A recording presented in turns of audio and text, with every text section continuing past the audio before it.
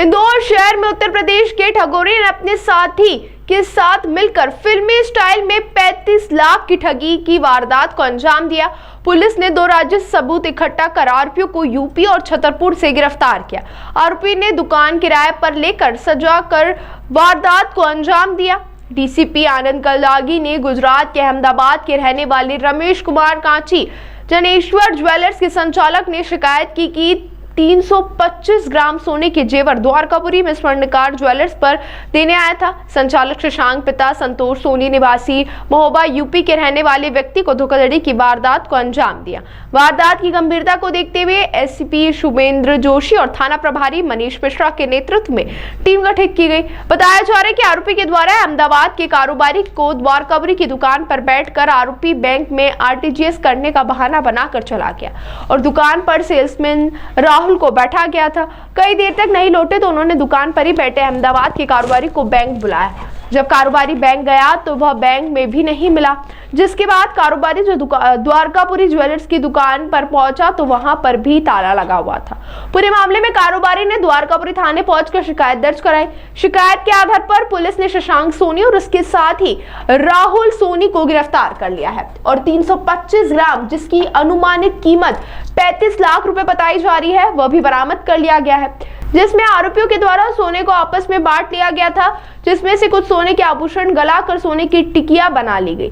आरोपियों के द्वारा कारोबारी को दिखाने के लिए 3 दिन पहले द्वारकापुरी में एक दुकान किराए पर ली गई थी और फिर उसमें ज्वेलर्स की दुकान की तरह बोर्ड और गद्दे और फर्नीचर सहित नकली सोने के जेवरात रखकर दर्शाया गया था कि ताकि धोखाधड़ी की वारदात को अंजाम दिया जा सके।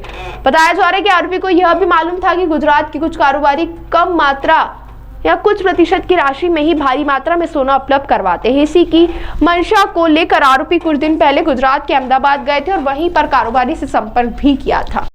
जनेश्वरी ज्वेलर्स अहमदाबाद का सेल्समैन है रमेश कुमार कांची है।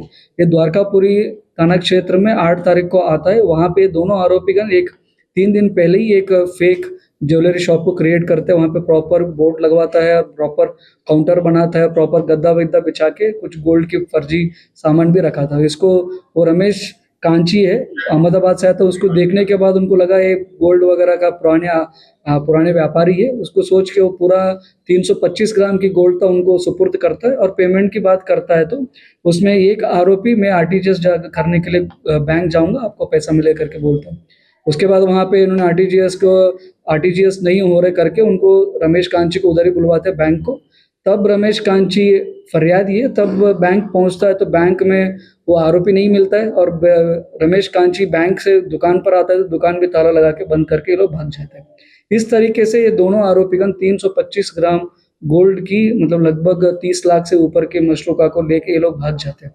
उसके बाद थाना प्रभारी द्वारकापुरी, एसीपी अन्नपूर्णा और हमारे एडिशनल डीसीपी जोन 4 के अंतर्गत इनकी लीडरशिप के अंदर एक प्रभावी टीम के गठित किया गया। उसके बाद हम लोगों ने विवेचना के संबंध में हम लोगों ने शुरू करते उसमें पहले हमको 50,000 रुपये इन्होंने पेमेंट किया था। उसने यूपीआई के थ्रू पेमेंट किया था, उसके थ्रू हमको एक लिंक मिला।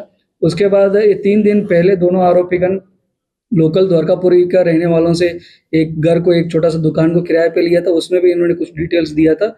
उसकी डिटेल्स के आधार पर हम विवेचना शुरू करते। उसके विवेचना के अंतर्गत हम लोगों ने दोनों आरोपियों को उनकी रहने का क्षेत्र महोबा उत्तर प्रदेश से शशांक को हम लोगों ने गिरफ्तारी किया और उसके बाद राहुल को हम लोगों ने छतरपुर से गिरफ्तार किया। शशांक से हम लोगों ने 114 ग्राम का गोल्ड को रिकवरी किया, बाकी बचे हुए गोल्ड को राहुल से हम लोगों ने रिकवरी किया।